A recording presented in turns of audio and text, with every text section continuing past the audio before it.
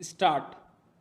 In all these cases at hand, the High Court does not appear to have focused on the requirement to have due regard to the qualifications required by the agreement or other considerations necessary to secure the appointment of an independent and impartial arbitrator.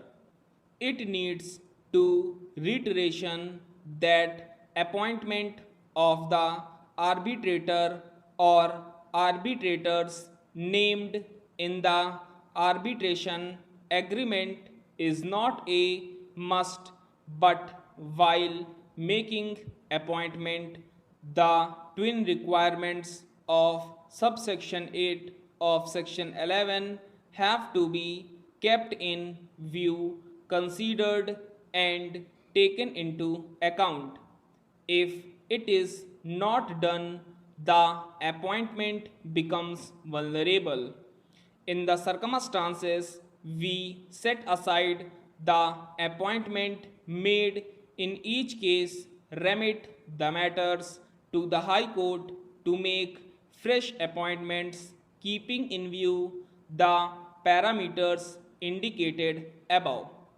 In the aforesaid decision of the case of Northern Railway Administration held that the High Court in the said case did not appear to have focused on the requirement to have due regard to the qualification required by the agreement or other conditions necessary to secure the appointment of an independent and impartial arbitrator.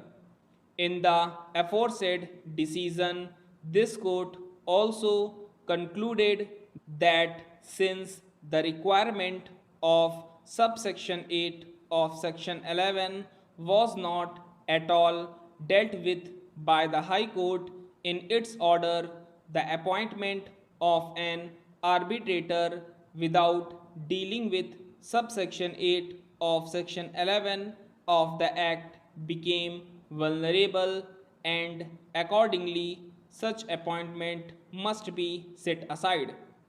Similar is the position in this case. In this case, also, before appointing an arbitrator under section 11(6) of the Act, the High Court had failed to take into consideration the effect of section 11(8) of the Act as was done in Northern Railway Administration. In view of the discussion made herein above, and particularly in view of the principles laid down by this court in Northern Railway Administration, we set aside the impugned order and remand the case back to the High Court for fresh decision of the application under section 11(6) of the Act, and while considering the application afresh, the High Court is directed to take into consideration the aforesaid decision of this court. It is clear from the perusal of the judgment of the High Court and the records before us that the High Court had not terminated the mandate on the ground that the arbitrator could not pass the award within time. The appellant, along with 6 others, was prosecuted for commission of offences punishable under section 148 IPC. The appellant and other accused attacked D.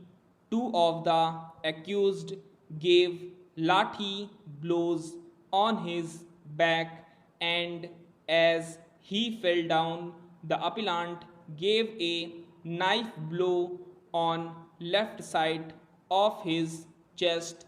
That accused R also gave knife blows to him.